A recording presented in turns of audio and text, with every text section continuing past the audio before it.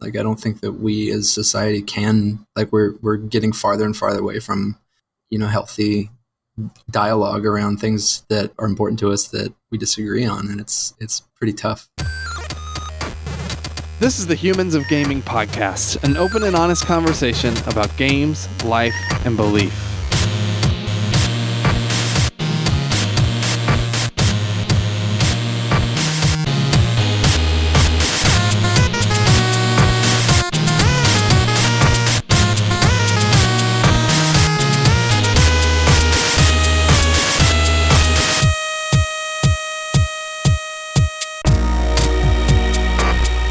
Welcome to Humans of Gaming. I'm Drew Dixon. I'm one of the co-hosts of this podcast. That's why I'm talking to you right now. And this is Humans of Gaming, and I am the chief content nerd at Love Thy Nerd, which kind of basically just means I oversee our website content at lovethynerd.com. I'm joined, as always, by Chris Gwaltney. Hey, Chris. Hi. I'm Chris. Welcome back from our summer break.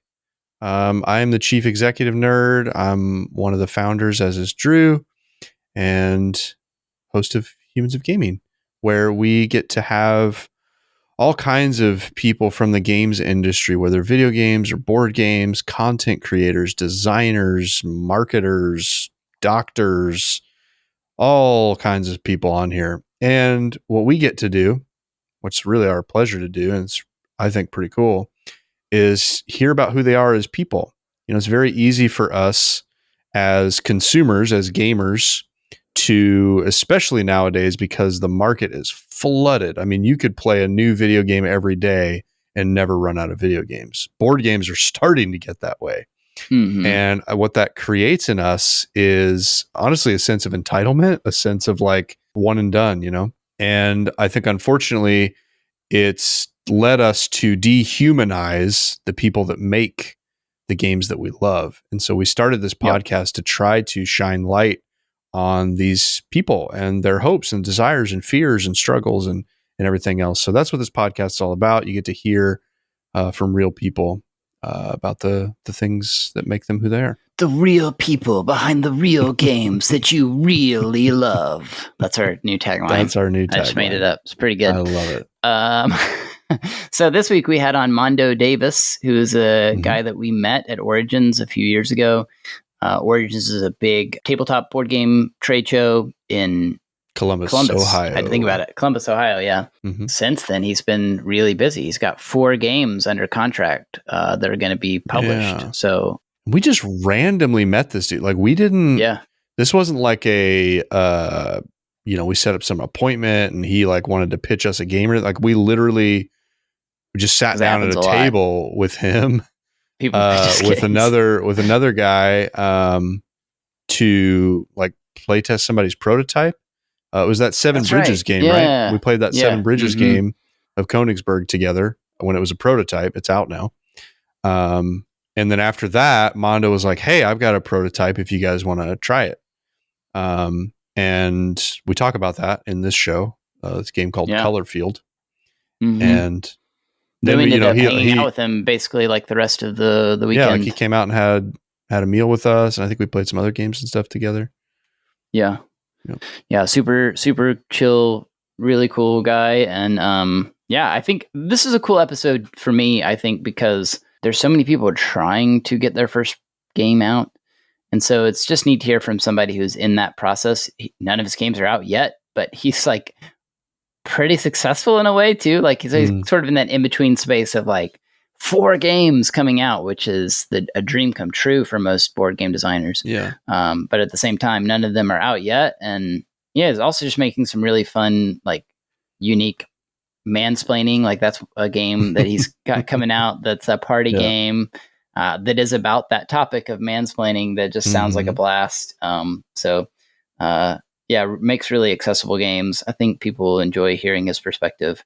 I didn't say this during the show, but I have to wonder if part of his success in getting some of these games signed is because the type of games they are very, they're more light, accessible. They're going to hit a broader audience, which, you know, when you're pitching to a publisher, like they're looking for money. And so if their game's going to hit the biggest market that's going to make more money. Versus like, hey, I've got this really deep strategy game that's between 2 to 6 hours long, and it only plays 3.5 players, and like all these kind of niche things that I think are much harder to pitch. So I have to wonder if that's part of his success. And I think he's just made cool stuff, not to diminish what he's done. Yeah, absolutely. I think you have to, you have to hit the right market to. If your game is not a party game, for it to make money, it's got a lot of things have to kind of come together, like they did with a game like Wingspan or something. But anyway, that's a whole nother topic. But yeah, you get to hear us talk about Mondo, his story, his games, and then also we kind of rant a bit at the end about parenting. So that should be fun for you too. If you're a parent, you'll at least identify a little bit. Enjoy the show. I hope you enjoy this conversation. Thanks for being here.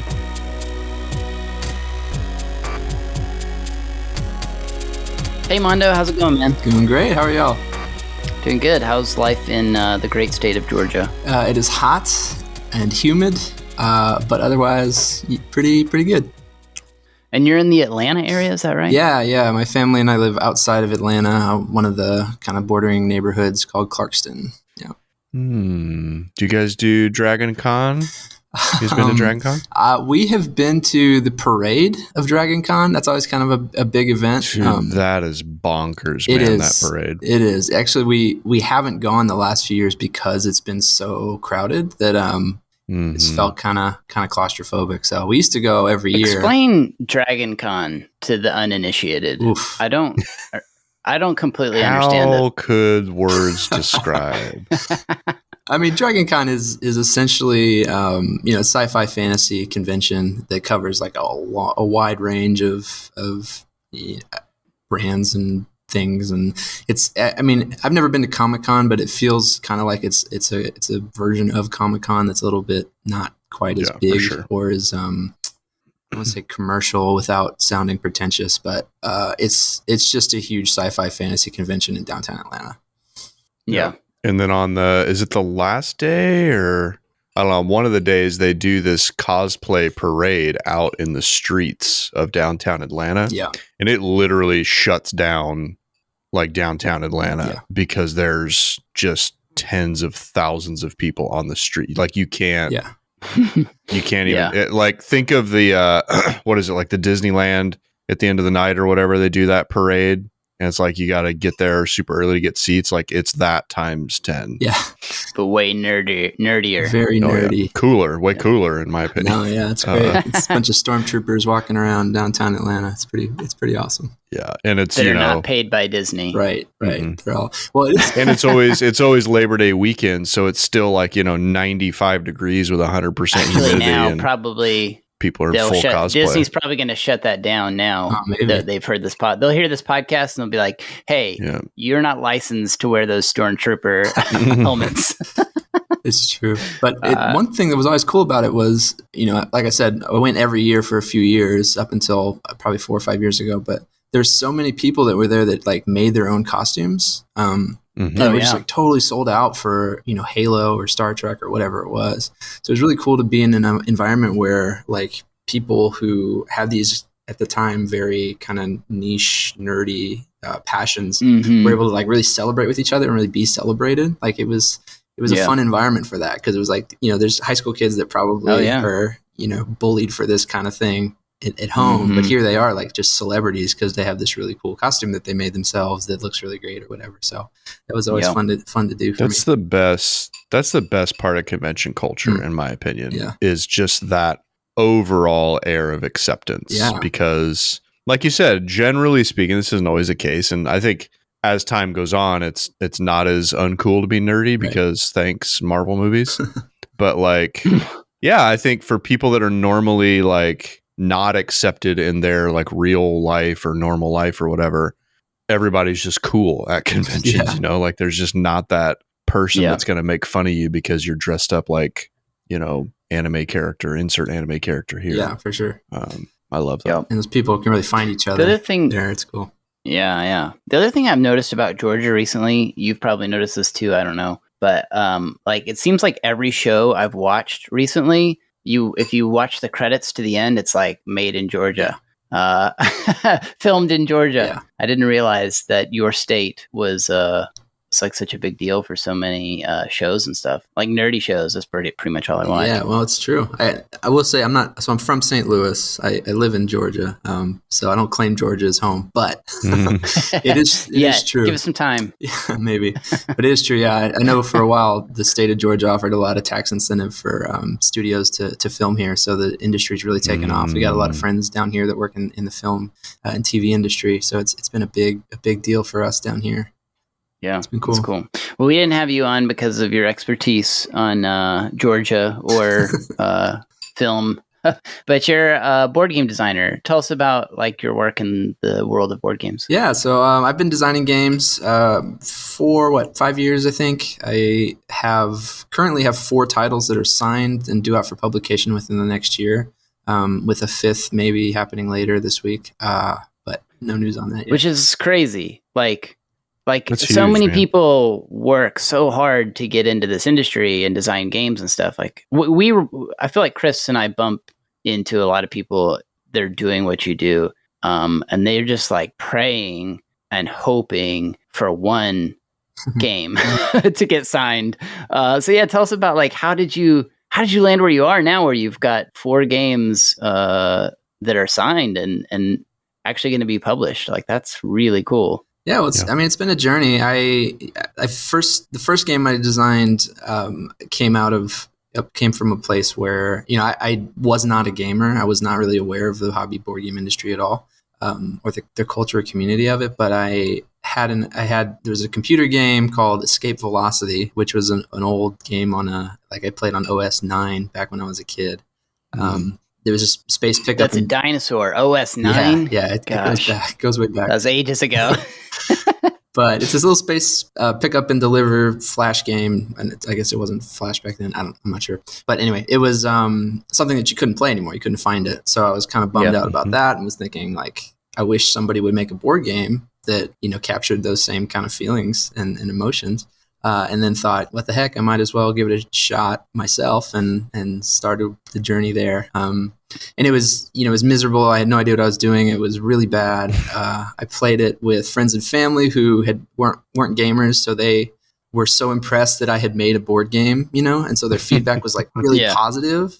And you're like, oh man, I'm good at this. Yeah, that's exactly what I thought. And to the point where I started doing research about friends and family will lie to you, won't they, about stuff like that? Well, it's funny because they honestly loved it. Or they might not have been like, that's the thing. And that's something I tell a lot of new designers when I talk to them is like, you got to get this game in front of people that know what they're talking about, so you can get feedback that is actually going to be helpful, as opposed to just, the overwhelming positivity that made me think I had the next Catan on my hands, which I didn't, obviously. But I actually pitched that game to a couple publishers, and they were really kind, but told me that it wasn't any good.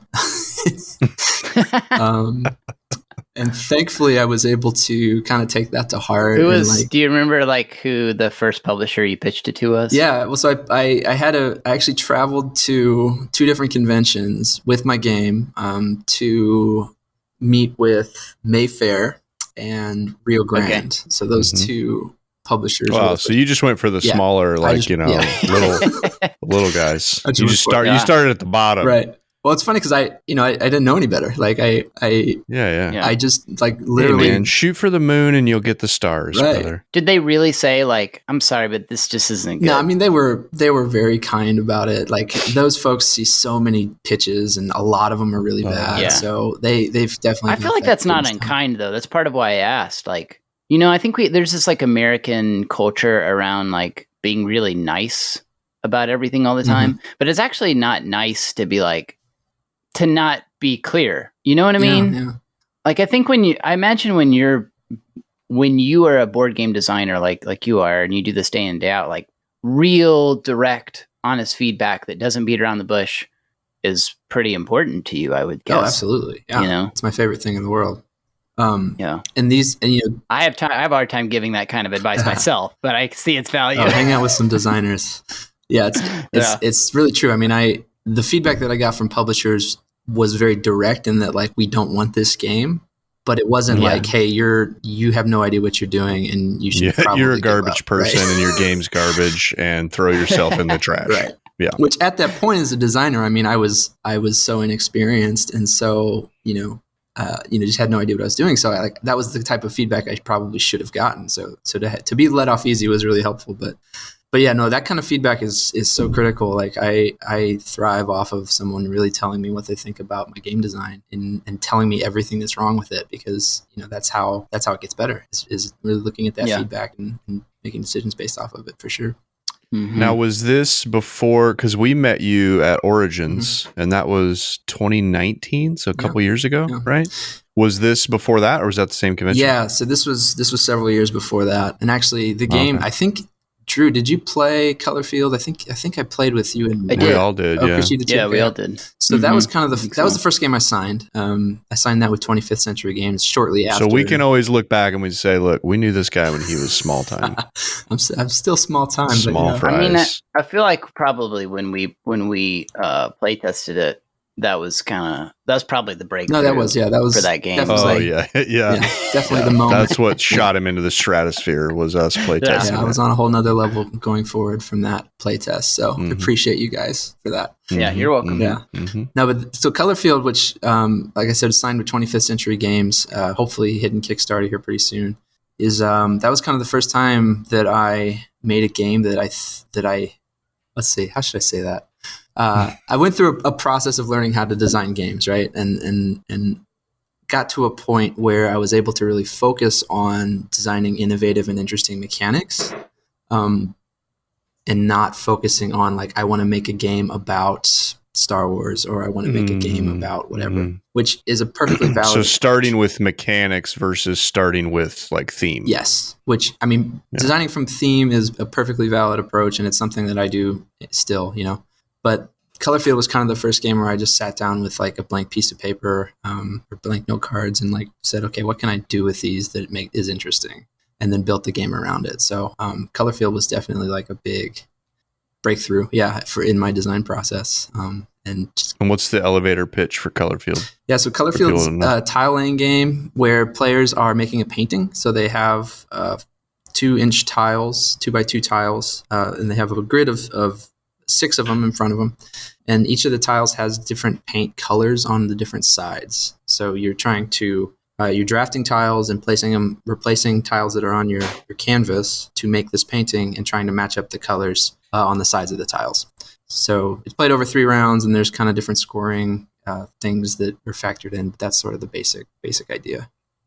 And I may be misremembering this, but I rarely misremember things, as Drew can attest.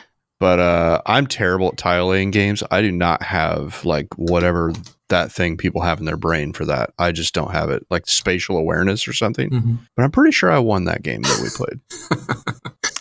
It's weird because I remember being shocked. Like, why did I win? Because I'm bad at this. So you guys must be worse. Yeah, my memory is that I won the game, but agree to disagree. I think it was a 2-way tie between you guys both. I think that's what okay.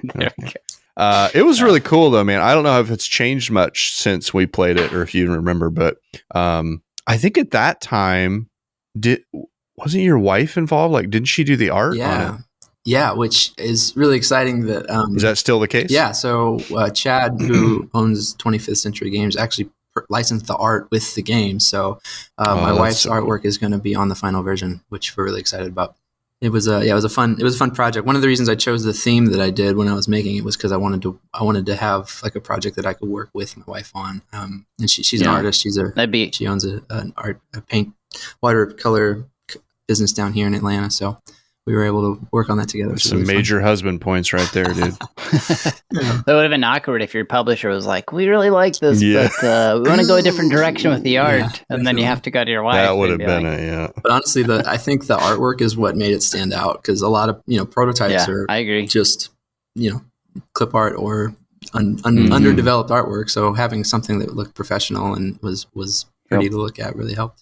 That's got to be a selling point for publishers too, because if they like the art, they're thinking dollars and cents, right? Of course. They're thinking, oh, cool, we don't need to pay an artist. Right. Yeah. They got it, Yeah, which is the case. Yep. I mean, I think it's rare for a designer to come to a publisher with finished artwork that looks like what the publisher wants to put out there. I don't think that happens much, but we just kind of lucked out, I think, with finding Chad. Yeah. So how did that like evolve into you now having 3 more games that are coming out? Yeah, well, I mean, I think that so signing Color Field, not only, I got the game signed, but I also started to build relationships with people in the game industry that I didn't really have before.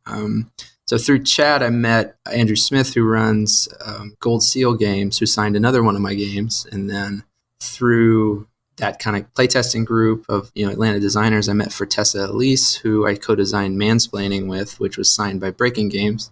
And then ended up signing another game called Sorrento that was with Weird Giraffe. And Carla, who runs Weird Giraffe, knew me through Fortessa. So it was like kind of this network of people. So, I think my game design process was, definitely helped by the fact that I was being able to connect with a lot of different people that, were in the games world and wanted to make some cool stuff. So, yeah. So tell us a little bit about those games, I guess. A quick elevator pitch on each of them, sure. I think would be interesting to hear. Okay, so Into the Woods is the game I signed with Gold Seal Games. It's a pretty simple card-laying game where you're trading out cards to try and make he's going to retheme it. So, but the original theme was that you were finding like sticks or rocks or bones or things as you're a kid walking through the forest, and you're like trying to carry them home to make this cool collection. So yeah, I probably shouldn't go into too much detail about it because it is going to change a lot once we start working on it. But yeah. Card laying game, pretty simple. Cool. Mansplaining, which is a lot further along, is it's a party game where players are mansplaining topics to their audience. So they have a topic. I already like it. Will you mansplaining to me? Yes, absolutely. Here I go. But yeah, so you get a topic that's like how to mow the lawn or how to do dishes or how to tie your shoes or something. And you have a minute to mansplain that topic, but then you also have 4 detail words. So these are unrelated words, usually words that are a little more obscure, like chivalry or connectivity or something, right? So you're trying to mansplain like how to mow the lawn, but you're trying to sneak in these detail words without them being detected. So everybody's yeah, that's great. So everybody's listening to your mansplaination, and they write down their guesses about what your topic was and what your detail words were, and then you get points for correct guesses and for using things. And so that one's really fun. And we've actually got it's got a lot of momentum right now where we're kind of bringing on different content creators to help us promote it. So that's been a really fun process. That's cool. Oh, I think that'll be huge, man. Like games like that. So correct me if I'm wrong, but like what I'm hearing from kind of a theme for you and your design is like simple, accessible, maybe even casual game, like games that are going to hit a much wider audience than the games that, I'm playing, which is like, Twilight Imperium or like these hardcore strategy games that like, that's hitting a much smaller thing. Like, is that fair to say for you? Yeah, absolutely. I love board games as a medium for community to develop and for shared experiences to be created. That's where my focus on design is, creating games that are going to bring people together in a way, where there's not a lot of like barriers of entry. There's not, you don't have to learn new skill sets or new concepts to be able to sort of jump into the games that I make. So that's always been a focus of mine, while still, trying to maintain some strategic depth and make something interesting. But yeah, I'd say that's a pretty fair assessment for sure. Cool. What's your favorite card in mansplaining? What your favorite thing that people have to mansplain? That's tough. Or maybe just like 1 or 2 that you guys came up with that you and your team, because it wasn't just you. Who designed that with you again? Fortessa Elise. She's a designer from she's from Atlanta, but she lives in Seattle right now. Okay. Yeah. 1 or 2 that you or she came up with that you're proud of. Yeah, well, I know. I think for her, so I think for Fortessa, one card that she put in there was the word charcuterie, which Oh my gosh, man. I didn't know what that word was until she put it in there and ended up learning about it. Dude, no one that mansplains, like men in real life that mansplain, even know what that word is, let alone how to say it. Which is why it's so funny, because that comes up every time. People are like, have to look it up. Charcuterie. It's like just a board of meats and cheeses, right? Yeah. Yep. It's a board of meats and cheeses. And that's what I don't know we'll why call we it. have to call that charcuterie, but Well, it's like French or something. French, Isn't it? I don't know. I know. It sounds pretentious enough to be French. Yeah. charcuterie. Charcuterie. Just imagine trying to explain how to mow the lawn and working the word charcuterie. Working charcuterie. Yeah. I love that, man. I think I want to play have this a blast game with that. Yep. Yeah. Actually, And it's like those kinds of games, man. Like that's a game you could see in Target or Barnes and Noble, like these kind of big retail things. Because, like, dude, any of those sort of like hot button culture sort of words, topics, whatever, like you see games like that all the time. So I think that would be super cool. Well, I hope so. I mean, Breaking Games is really going all in on it, which we've been really excited about. I mean, they're hiring, comedy writers and nice. animators to like do shorts and stuff. So we're really excited about kind of the potential that has to take off. But see how that goes. That's cool. Is there a timeline for it, like release? Is it going to do Kickstarter or straight to retail? Hopefully, it will be coming in early 2022. So next year, Okay. January, February. I don't think there will be a Kickstarter. It should be straight to retail. But updates will be forthcoming from Breaking Games if anybody wants to follow up on it. That's cool. Yeah. I love those kind of games. If I'm honest, like I think I lean closer to Chris, where I'm like, if you ask me what kind of games I like, I'm going to say like my favorite game is Scythe or something like that. Mm-hmm. But man, like a game like Mansplaining is definitely the kind of game that gives you a really memorable experience that you can have with friends. That you actually have fun playing it. No one has fun playing Scythe, but like you have fun playing. Yeah, that's right. Yeah, and I love heavy strategy games as well. But my most memorable moments in gaming are always games that are, I mean, even like Sagrada or Azul or that kind of level of, because you play with people who kind of get to experience the fun of board gaming for the first time or without being as familiar with it, and that's always a fun experience to kind of welcome somebody into this world that is so vast and interesting. Yeah, for sure. I think those are games also, like the lighter the game, the easier it is to at least for me, to actually have like conversations with people at the table. Because for me, like playing a game like Scythe or like these really heavy strategy games, like all of my brain power is spent trying to obliterate the opponents at the table. Yeah. Like I don't have any extra space up there to like ask them their dog's name or like who they are as a person. Yeah. So like, playing, color, like I remember with like Color Field. That's because you're ruthless, Chris. Well, yeah, I'm a bastard. You only care about winning. That's why. That's true. Hey, it's my sin. I'm dealing with it, But that's what I like about those kind of games is like you can actually look up from the table and engage more people around it. Yeah, that's the kind of game I want to make. So. Yeah. So there's one we haven't gone over yet. Sorrento, is that right? Yeah, Sorrento. So Sorrento is it's also a drafting game. It's your builders in the town of Sorrento in Italy on the Italian coast. So if you aren't familiar, you see pictures of like all the different colored houses that are like built into the mountains, right? Above the beach. You're basically you're drafting houses and stacking houses, these little wooden house meeples in a pyramid formation, actually vertically stacking them. And then you score each pyramid based on a certain set of parameters, like repeated colors or pairs or there's I think 8 different scoring mechanisms in the game, but it's kind of the idea of it. So it's not card drafting. It's like it's house meeple drafting. Yeah. House drafting. Yeah. But not like house drafting like you're building a house, like you're not an architect. Well, yeah, you're building multiple houses is kind of the thematic idea, but yeah. And that You're one's managing out, a or that one's subdivision. coming out? No, that one is signed under contract with Weird Giraffe is the publisher, and that's a few games down their pipeline, so it'll probably be next year as well.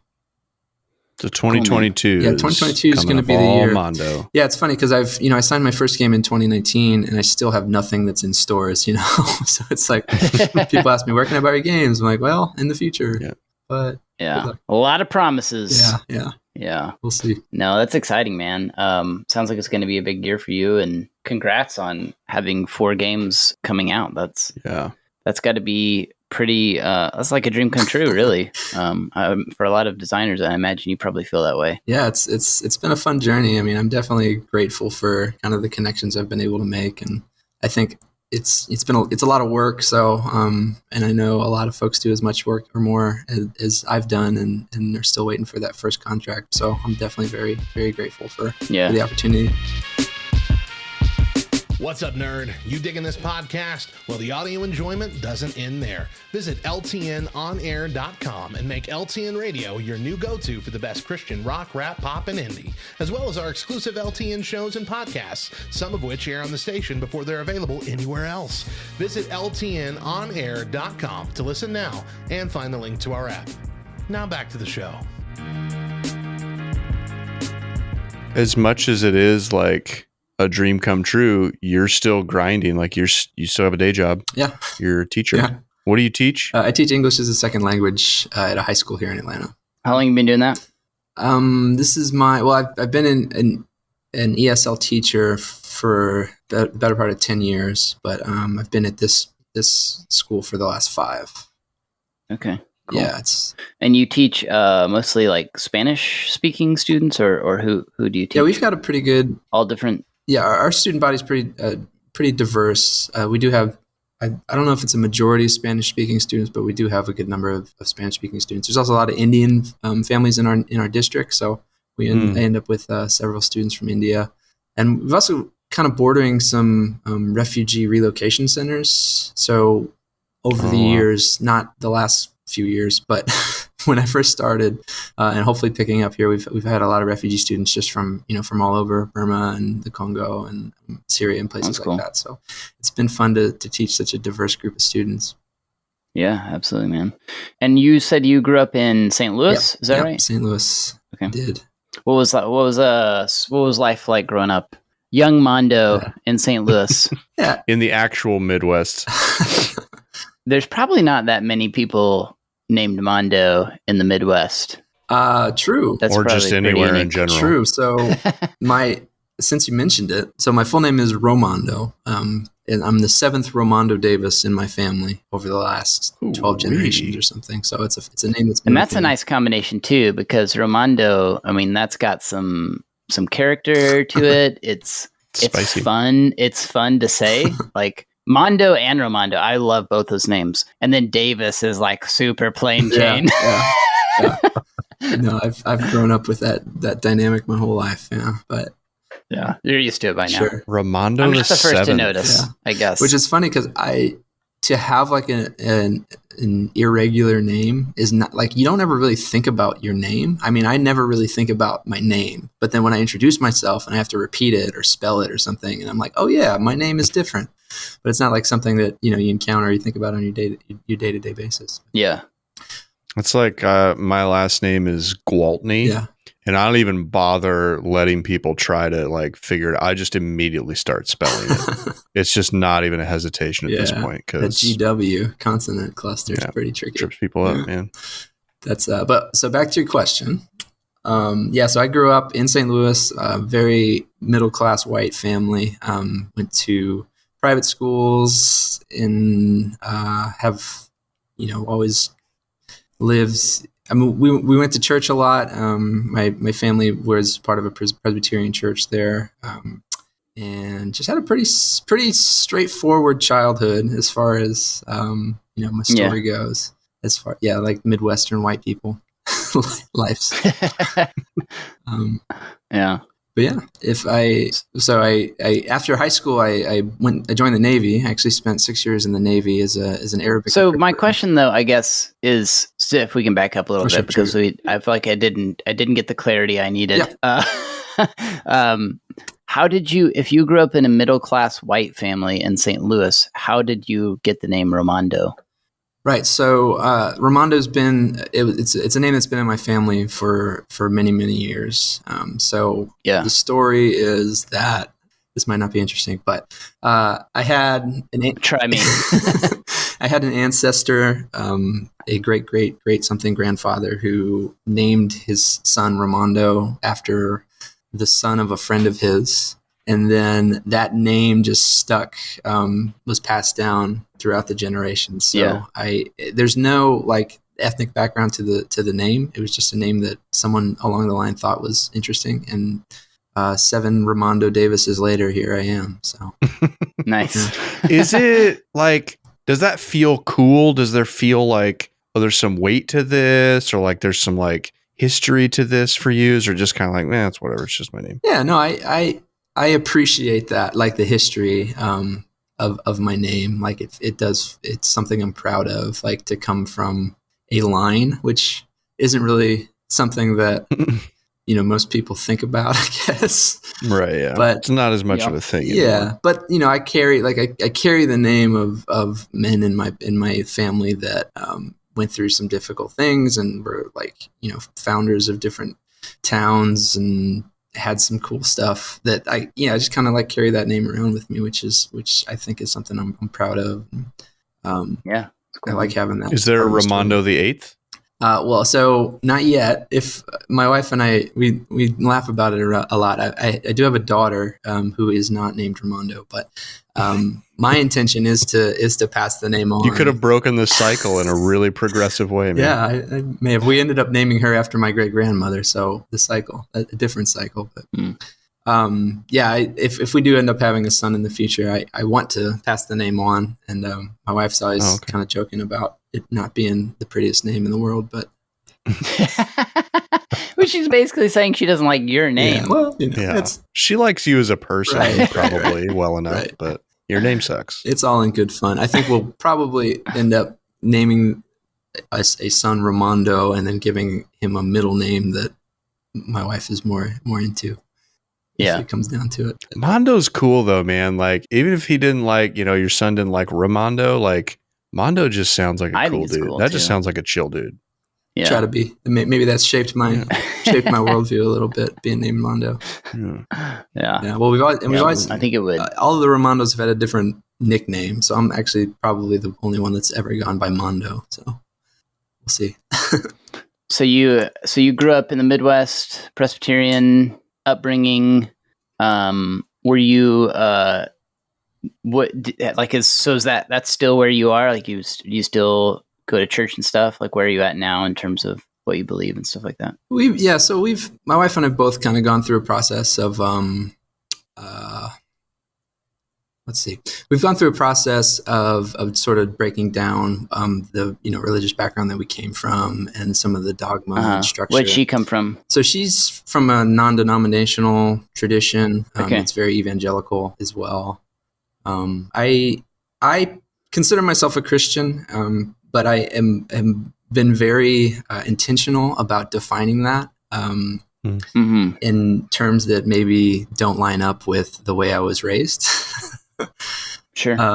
So what's an example? I mean, because I think we like everybody today I think like it's hard not to feel that in this era of 2021 where we just went through like, the Trump presidency and things like that sort of, I don't know. There was a lot of bad press for Christians over the last several years, I think. Yeah, for sure. So I think a lot of our listeners will identify with that. Few thousand years. Yeah, that's fair. But it just feels more, I guess it feels more, what's the word? Like unavoidable lately to whatever degree. Although I think maybe that's always been the case, but I don't know. What's an example of something you feel like where you want to give more definition to what you mean when you say I'm a Christian? Yeah, I mean, I think a big part of the process for myself and probably for a lot of other people is just delineating between what we can accept as true and is in line with how the world works and what the world is, and differentiating between that and this is what the church believes and this is what the church told us is true, and because what the church told us is true, told me was true as a kid, was so steeped in culture and kind of social movement, and a long history of power dynamics and all sorts of stuff that where this kind of dogma has developed that isn't necessarily in keeping with what Jesus represented, if we're talking in those terms, or what I think is actually really true, as far as the way the world is. And I think growing up, it's just you don't really question that stuff a whole lot. But for me, one big thing was looking at because we were moving out of our neighborhood and thinking about going to a new church. And so for the first time, I really started looking at what this church that I've always kind of been a part of believes, and is that something I believe? And the first thing that came up was the issue of predestination, and free will and that sort of thing. And when you hold a microscope up and to where that, Presbyterians I don't really know, and probably listeners don't know, Presbyterians, where do they fall on that? What's their kind of doctrine? Yeah, so they're pretty staunch Calvinists, so very, very pro predestination. And those are the Frozen Chosen people? Frozen Chosen, yep, that was us. Well, I think it's probably important to mention that there are diverse. Of course. The Presbyterian Church is more diverse today than maybe it was of previous years. Of course, yeah. And there's different stripes and stuff, but there certainly is a part of it that would believe in what you would call unconditional election. Right. And that's the tradition I came from, was very hardcore Calvinists, the tulip Calvinists, which is an acronym, and I don't remember what they all are, but one of them is unconditional election. I could tell you. Oh, yeah? I don't know if I would bore our listeners, but I know them. So I've been to seminary. You learn these things. That's what they teach you. All the acronyms. Important stuff. Yeah. There you go. Yeah. But yeah, so looking at that, some of those things a little more closely, and realizing oh yeah, I don't really believe any of this. And you were how old at this time? This was actually, it was 2016. Yeah, it was the year of the election. So I don't know how old I was. But, purely coincidence. Right, yeah. So that wasn't that long ago. And you're how old now? I'm 35. I actually turned 36 in 3 days. Oh, happy birthday. Happy birthday. Thank you. My kind of process of deconstructing what I grew up being taught started a lot longer ago than that. But I was kind of just sort of living I'm not really comfortable with some of the things that this church believes, but I'm engaged in this community and I respect the people that are leading it, and I want these things for myself. So I just kind of didn't really pay those things too much mind. But then it was at this point, kind of that whole fallout from the Trump election and moving and trying to think about where we're gonna go as far as church, that I really took some bigger steps towards just carving out for myself an understanding of what I believed was true, and how I wanted to raise my daughter and treat and regard the world around me. So, what was it like with your parents? I'm assuming your parents are still kind of at that church or in that same sort of tradition. Has there been tension there, in some of the things, or do you guys talk about that kind of stuff? Well, so we're pretty standard, healthy Midwestern family where we don't really talk about things we disagree about too much. So, there hasn't been a lot of tension. I mean, we don't live in the same town anymore. So our interactions, are they still in St. Louis? Yeah, they are. Okay. So our interactions are always, we don't really get into big disagreements. I mean, we talked about stuff, and a lot of it comes out through discussions about what's going on in the political world. But I don't feel a lot of tension with my parents over that stuff. I don't know that but there certainly could be, probably, if we had more detailed conversations. If you really opened up. Yeah. That's funny you said that about a good Midwestern family, because that's exactly my family. Yeah. I'm from Indiana. We say we're the Midwest. I don't know why. It's not technically the Midwest of the country, but that's what we say. And it's the same thing. You just don't talk about that stuff. Yeah. which is, kind of tough. Like I'd like to have more detailed, in-depth, open conversations about stuff that matters like that. But there is just this weird cultural kind of barrier. You say that, but then if you had those conversations, Yeah. then it might be really awkward. No, I don't.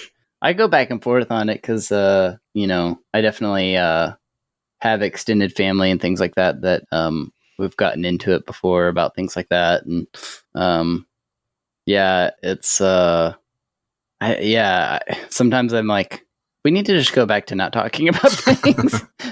That's fair. But yeah, of course you want to be able to have environments where you can talk about important things like that with a level of like respect and mutual understanding and willingness to agree and disagree. Mm-hmm. I find just in general, like in life these days, I'm like, man, I feel like people like that who I can just be myself and say what I really think about something those are like special people. And those are like really special friends to me. Yeah, well, I don't think these days, and it's kind of rare. I feel like. Yeah, I don't think there's much of an environment of that. Like, I don't think that we as society can, like, we're getting farther and farther away from, healthy dialogue around things that are important to us that we disagree on, and it's pretty tough. I agree totally. So yeah, maybe it's for the best. Yeah, maybe so.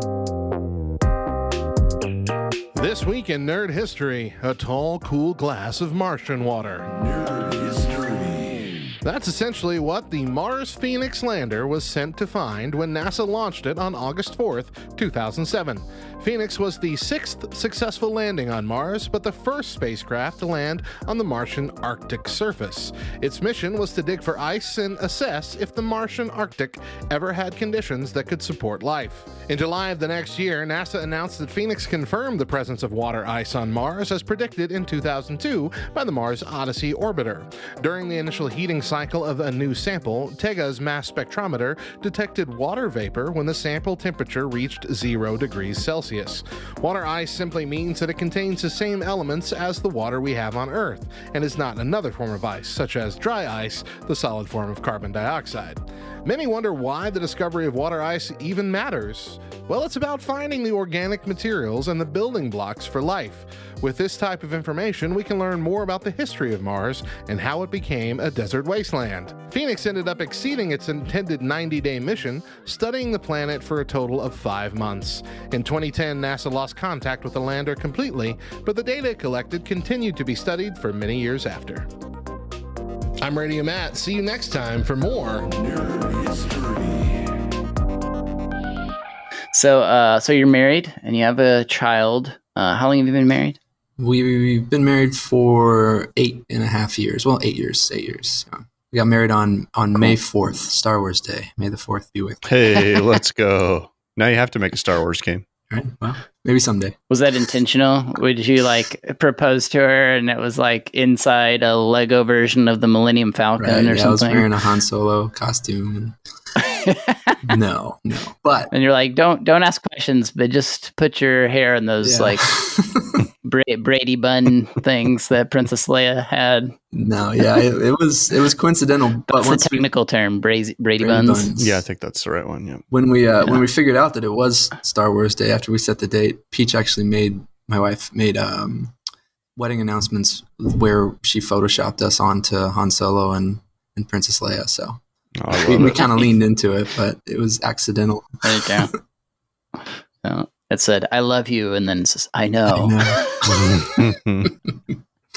And your daughter, I think you told us earlier, your daughter's 3. Correct. What's her name? Yeah, she's 3.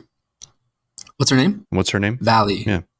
Valley. Yeah. Oh, that's pretty. I like that. Thanks. Yeah, we. What? Go ahead. I was just gonna ask you how how has marriage shaped you as a person? Marriage and being a dad. Maybe start with marriage.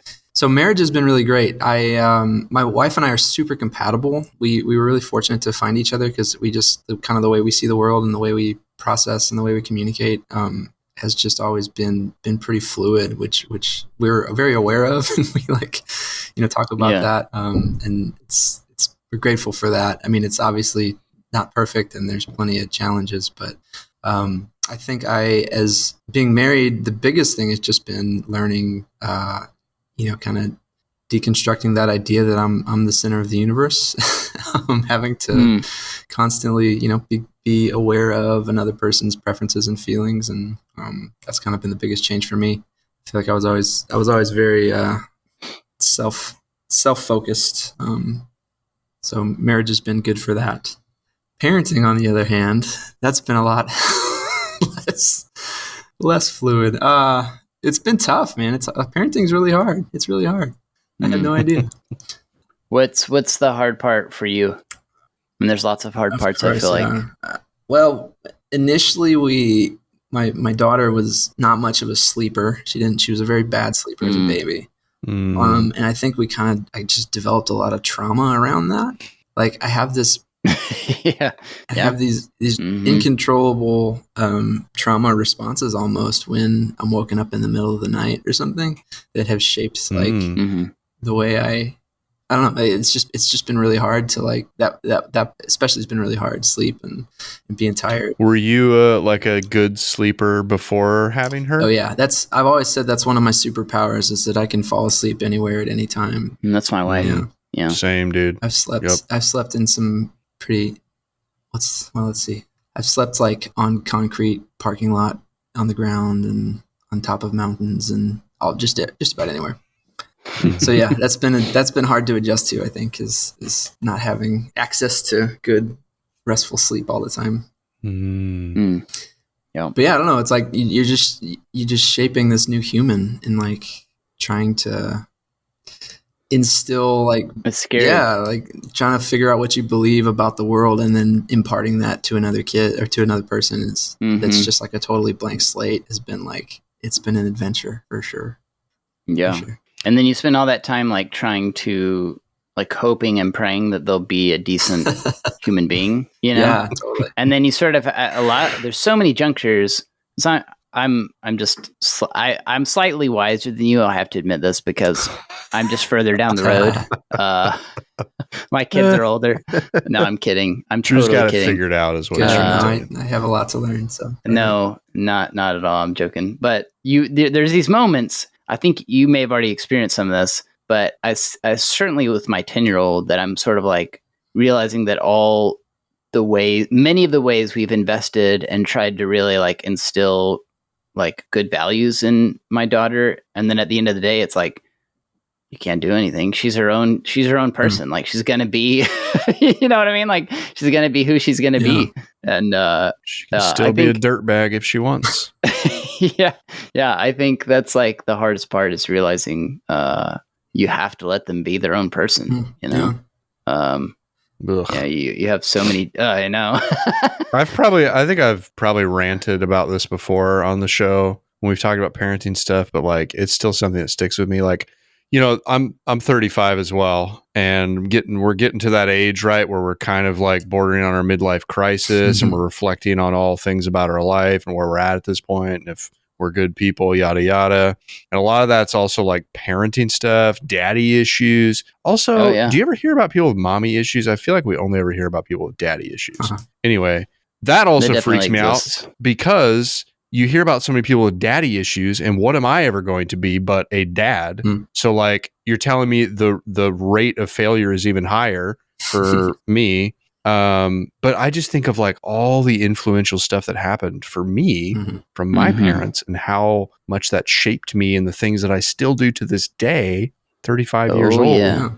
That scares the crap out of me with like thinking about being a parent and how much of an effect that has in such formative years for kids, so don't screw it up, Mondo. Thanks. I mean, I do feel, reflecting on that and on, the way our parents raised us or my parents raised me and the way their parents raised them. Like, I feel like as society, we're progressing so much towards, emotional intelligence and sensitivity. Like the way that I'm approaching parenting is completely different than the way my parents did, just based on, research and understanding that we have as society that they didn't have or that wasn't, popular back then. And that's been encouraging to me because I'm like, okay, I'm even the way that our generation was screwed up, and my parents did a great job. I mean, I don't mean to say that they didn't, but the way that our generations are screwed up, like my daughter's generation are not going to be screwed. They're not going to be screwed up in the same way. Because we're not. They'll be screwed up for other reasons. Yeah. Social media. Right. Right. But we're parenting with an understanding and a knowledge of, where our parents' generation either failed or things that they missed or whatever. So I'm always encouraged by that thought too. Like, like even. Yeah, I'm reading this book right now called, it's called The Book You Wish Your Parents Had Read. I actually highly recommend it, but it will unpack like trauma that you didn't know that you had with your own parents. And I say that as someone who, like, I'm pretty happy with the way my parents raised me. I feel like they did a good job. So Mom, Dad, if you're listening to this, you did good. But still it's like, it definitely has illuminated a lot of things that I'm like, that I want to do differently than my parents did, not because they failed or something, but I think they were working with the tools and their understanding that they had. The James Dobson tool set. Or Dr. Spock, like that was. Watch your mouth. Dr. Spock was hugely influential to my parents. Dr. Spock.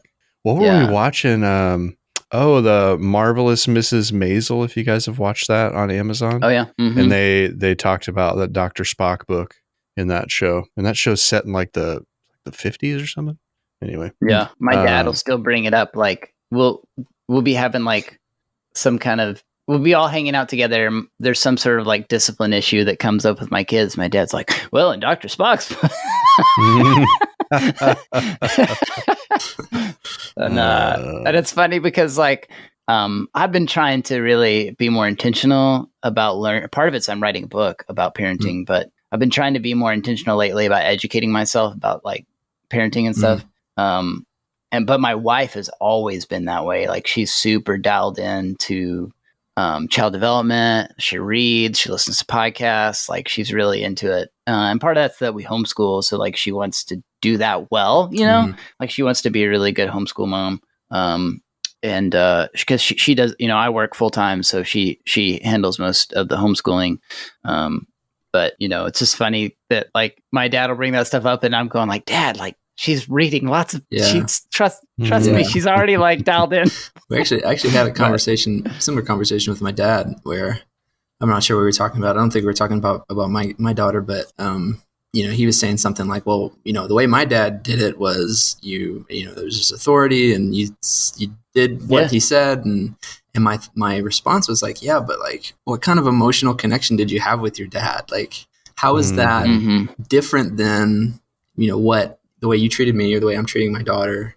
And like, what's a better way to do it? Right. Like you just like making kids do what you say and then like, punishing them if they don't until they learn to do what you say. But like, I will say, like, to be honest, and to try to be vulnerable is like, I fight that temptation a lot because that was the era. I think probably all of the three of us, that's the era we were brought up in of like, that's how parents did parenting. It's like, I told you to do that and you didn't. So now you face the consequences and which is you don't ever disrespect me. Violence, right? You don't ever disrespect what I say. And so like, I have that. I have to fight it constantly. Yeah. I will say that of like, cause I want to go to that when my daughter says something back to me about something that I asked her to do, I immediately want to go to like, that was disrespectful. You disrespected me. And I have to make a really conscious effort to like, understand her feelings and where she's coming from and, treat her as a whole person. It's hard. No, it's true. It's hard. We got that like, because we all want to like default to the way our parents did things, which wasn't like, and I think too, with that kind of stuff, like it wasn't completely wrong. Their approach wasn't, I think, I don't know, I have more unpacking to do there. Sure. But, definitely there's a lot of things about the way people parented back then that were there's, things to learn from it and there's value there. Yeah. It's just, it's, but I am encouraged with the progress there of like, I'm being emotionally sensitive to my daughter in a way that, my parents may not have been with me or because they didn't know any better, because that wasn't the way they did it. So I I feel like we're headed in a better direction generally as parents. Yeah, Progress, definitely. So. Yeah. Anyway. Yep. Our goal is not to fix our children because they're not broken. You know, the goal is to build a lifelong relationship with them for as much time as we get with them. I think I want that to be my goal anyway. I try to keep that. I'm trying to develop a mentality of keeping that at the forefront. But, yeah. I'm curious. This is a question for both of you, really, but I more so want to hear from Mondo because I hear from Drew all the time. Yeah. Fair. You know, thinking like if we go back to this sort of Christian lens, Christian upbringing, raising, which I know like both of you were, there was, and I think definitely still is, this whole, I forget which verse it is in the Bible, you know, train up your children in the way that they'll go, yada, yada, yada. But really this idea in Christian culture of like, make sure you set your kids on the right path, the right Christian path. And they'll never stray from it kind of idea. I'm curious for the two of you, what that looks like for your kids, if you still subscribe to that, if not, why, how do you kind of navigate that thing? Because obviously like your faith, your Christian faith is presumably pretty important to you.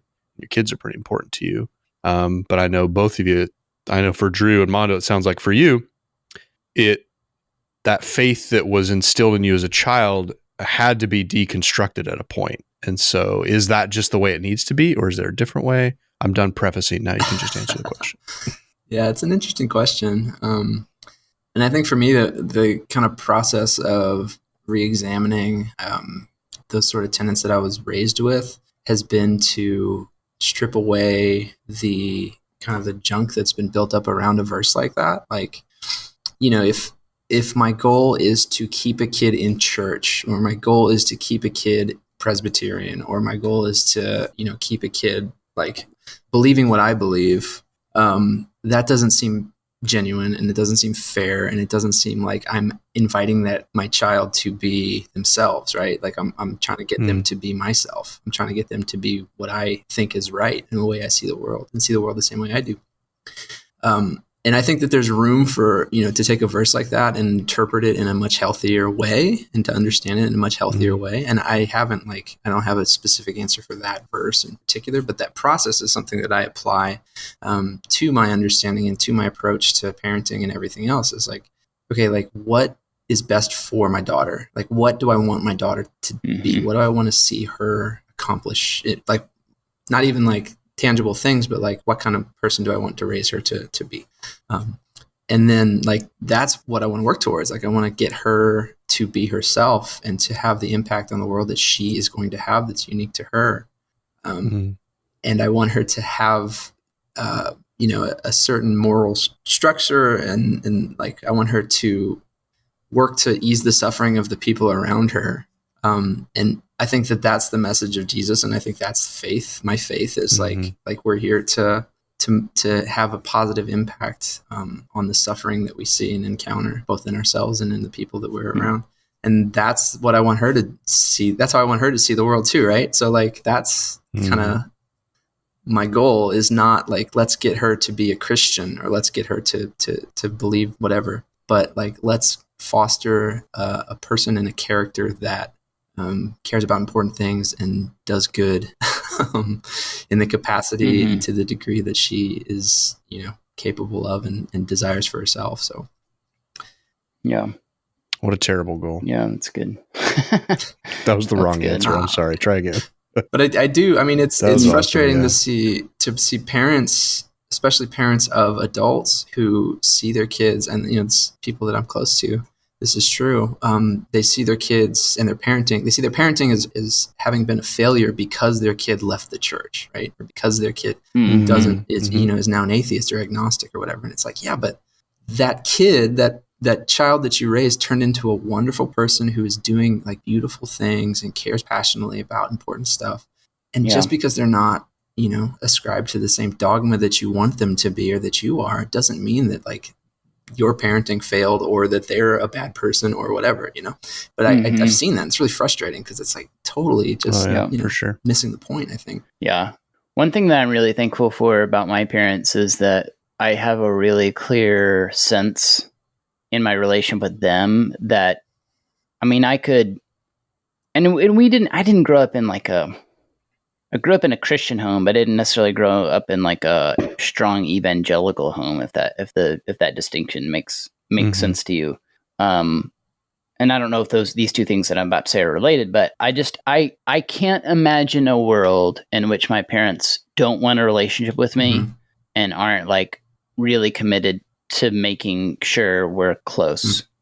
And I've always had that sense that like my parents want to be around me. If I were to be like, hey, I'm an atheist now, they would that like wouldn't phase them on that front. And so I think that's something I'm like super committed to with my kids. I really want them to believe in Jesus. And as much or more, I really want them to follow Jesus, like live in step with the values and the way of life Jesus embodies in the Gospels. Like I really want that for them.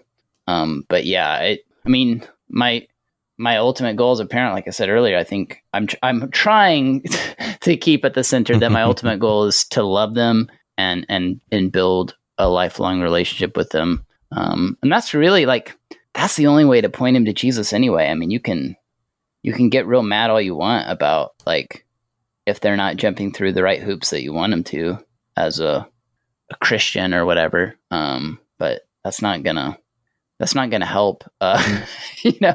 to help you develop that relationship or make them want to follow Jesus. So yeah, I don't know. You gotta let go a lot. That's just gotta let go. I say that as someone who's pretty. Let go and let God. You guys can put that on a bumper sticker if you want.